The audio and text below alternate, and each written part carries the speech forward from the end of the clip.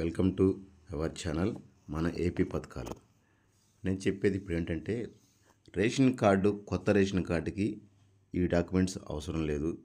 అలాగే ration card apply చేసుకున్నప్పుడు status ఎలా చెక్ చేసుకోవాలి, అంతేకాకుండా ఇప్పుడు సమస్య ఏంటంటే రేషన్ కార్డు యూఆర్ఓ ఫింగర్ పెట్టుకొనేసి ఈకేవైసీ ప్రాబ్లమ్స్ వస్తున్నాయి. యూఆర్ఓ దగ్గర అయిపోయింది అయినా కానీ ఈకేవైసీ పెండింగ్ చూపిస్తుంది స్టేటస్లో, రేషన్ కార్డ్ స్టేటస్లో. ఆ ప్రాబ్లం ఎలా సాల్వ్ చేసుకోవాలనే విషయాన్ని నేనైతే మీకు తెలియజేస్తాను ఫ్రెండ్స్.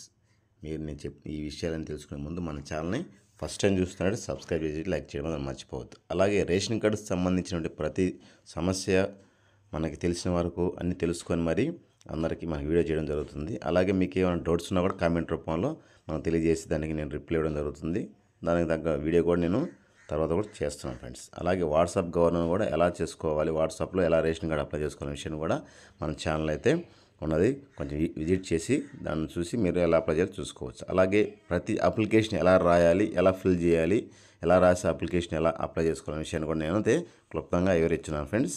మన ఛానల్లో ఉన్నాయి, చూసి అప్లికేషన్ ఎలా రాయాలో చూసి రాసుకోండి ఫ్రెండ్స్. ఇంక మనం పూర్తిగా అయితే వివరాలకు వెళ్ళిపోతాం ఫ్రెండ్స్. వివరాలు ఏంటంటే ఫస్ట్ ఆఫ్ ఆల్ చాలామందికి కూడా ఇంతవరకు రేషన్ కార్డు, కొత్త రేషన్ కార్డు అప్లై చేసుకునే వాళ్ళకి ఇప్పుడు మ్యారేజ్ సర్టిఫికేట్ కావాలి అంటూ చాలామంది తిరుగుతున్నారు. ఇంకా కూడా వాళ్ళకి కొంతమందికి అవగాహన తెలియక మ్యారేజ్ సర్టిఫికేట్ కోసం, అలాగే బర్త్ సర్టిఫికేట్ కోసం తిరుగుతున్నారు. అసలు బర్త్ సర్టిఫికేట్, మ్యారేజ్ సర్టిఫికేట్లు, మ్యారేజ్ సర్టిఫికేట్ ఫోటో, అలాగే పెళ్లి కార్డు కూడా అవసరం లేదండి.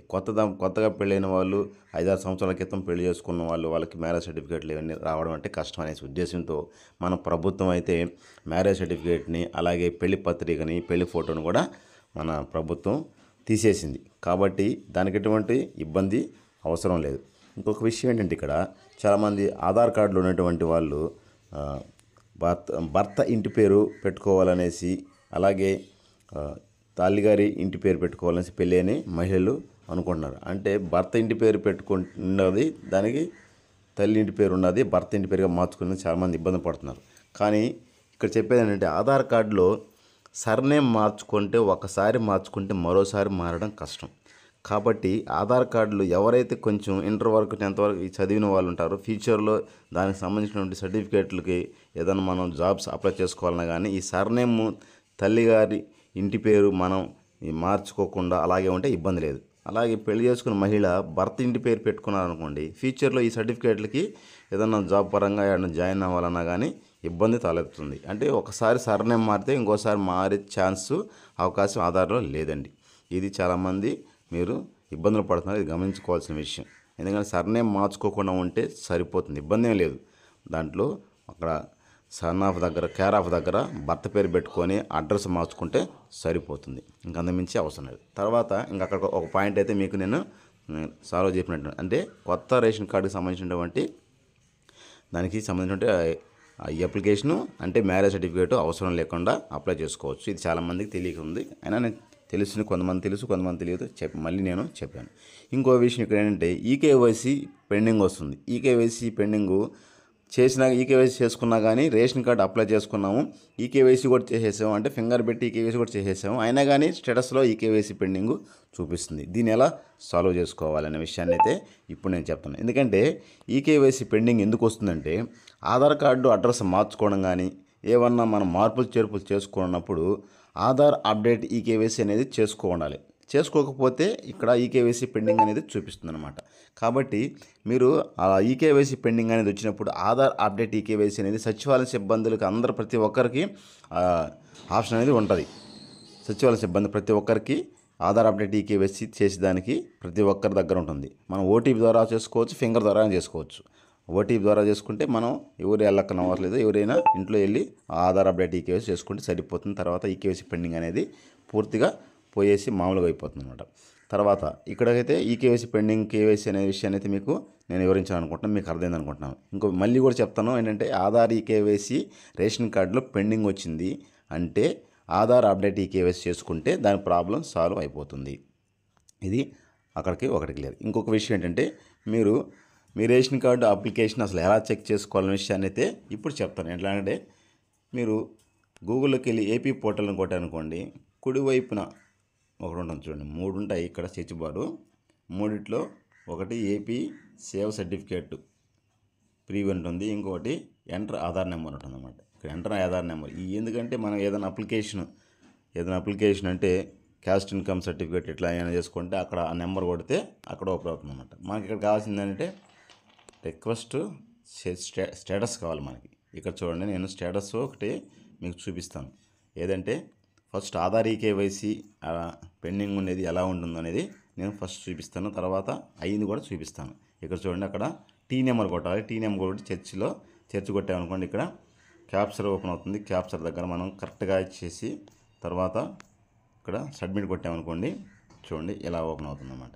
చూడండి, ఇది ఈకేవైసీ ఆల్రెడీ వాళ్ళు ఫింగర్ పెట్టినారు, అయినా కానీ ఈకేవైసీ పెండింగ్ చూపిస్తుంది. ఇది ఇలా ఈకేవైసీ పెండింగ్ చూపించినందువల్ల ఏం చెప్తుందంటే ఈకేవైసీ మన పెండింగ్ వచ్చినప్పుడు దాన్ని మనం క్లియర్ చేసుకోవాల్సి. నేను నాకు చెప్పిన విధంగా మీరు ఆధార్ అప్డేట్ ఈకేవైసీ చేసుకుంటే ఈకేవైసీ పెండింగ్ అనేది సరిపోతుంది. ఆ తర్వాత మళ్ళీ అది క్లియర్ అయిపోతుంది అన్నమాట. ఇప్పుడు ఇంకొక విషయం ఏంటంటే ఇక్కడ మనకు కావాల్సింది మీరు స్టేటస్ ఇంకో విధంగా కూడా ఇది చేసుకోవచ్చు అన్నమాట. చూడండి, టీ నెంబర్ కొడితే ఇంకొకటి అంటే అయిన తర్వాత మీకు పూర్తిగా అయిపోయిన తర్వాత మీ రేషన్ కార్డు స్టేటస్, మీకు రేషన్ కార్డు స్టేటస్ తెలియాలంటే ఇలా కూడా వస్తుంది. చూడండి, ఒకసారి చెప్తాను.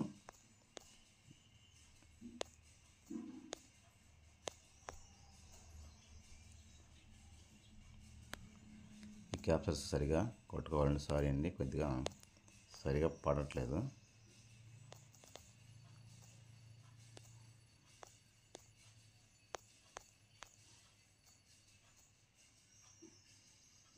చూడండి, ఇక్కడ tahsildar digital signature pending issue card అంటే తహసీల్దార్ దగ్గర ఈకేవైసీ పెండింగ్స్ అన్నీ అయిపోయినాయి.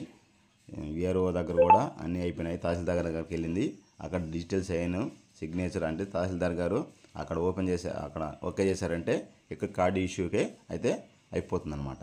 ఇక్కడ పూర్తిగా మీరు మీ పని ప్రక్రియ పూర్తి అయిపోయిన తర్వాత అంతా గ్రీన్లో వచ్చేస్తుంది. ఈ విధంగా లాస్ట్లో రెడ్ మార్క్లో తహసీల్దార్ దగ్గర మాత్రమే పెండింగ్ ఉంది. అది కూడా ఒక 5 డేస్లో క్లియర్ అయిపోవచ్చు. అంటే తహసీల్దార్ని బట్టి మనకు ఫాస్ట్ కావడం ఎలా అనేది తెలుస్తుంది.